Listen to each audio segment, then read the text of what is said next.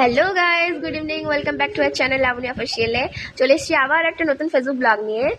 আজকে হচ্ছে জিতিয়া ষাট। তো আমার শ্বশুরবাড়িতে আমার শাশুড়ি করে, জিতিয়াই তো বলে, ওই যাই হোক, বাংলাতে জিতা ষাট বলে, আমি হিন্দিতে বললাম।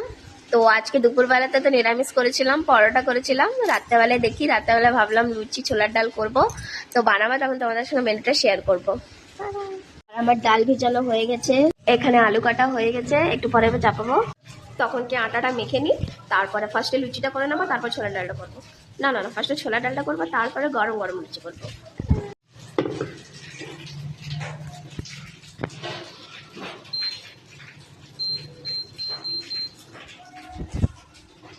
তেলটা গরম হতে দিয়ে দিয়েছি, যতক্ষণ ওটা গরম হচ্ছে, গরম হোক ততক্ষণ এটা মেখে নিই। আর আজকে তো নিরামিষ, তাই পেঁয়াজ রসুনটা দিব না, একটু জিরা ফোড়ন দিয়ে দিলাম। তেলটা গরম হয়ে গেছে, তারপর লঙ্কা কুচি করে দিয়ে দিয়েছি। এবার আলুটা দিয়ে দিব, নুন দিয়ে দিলাম, ছোলার ডালটা দিয়ে দিচ্ছি, একটু নর্মাল মিক্স মশলা দিয়ে দিয়েছি। এবার সামান্য একটু চিনি দিয়ে দিলাম।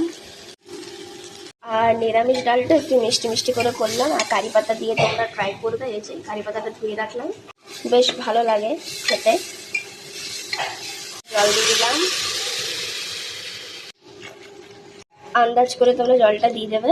আর আমি ছোলার ডালটা ভিজিয়ে রাখি না, একটু জলে ধুয়ে মানে ডাইরেক্ট প্রেসার কুকারে সিদ্ধ করে নিই, জলদি হয়ে যায়।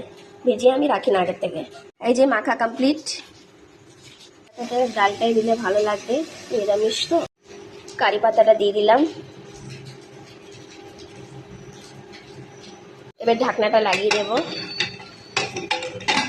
এই যে দেখো, ঢাকনাটা লাগিয়ে দিয়েছি। এবার বাস এটাতেই কুক হয়ে যাবে। এই যে আমি লুচিটা বানিয়ে নিই, তেল গরম করতে দিয়ে দিয়েছি, লুচিটা বেলবো। এবার লুচি আমার বেলা হয়ে গেছে, এবার দেখি তেলটা গরম হয়েছে কিনা।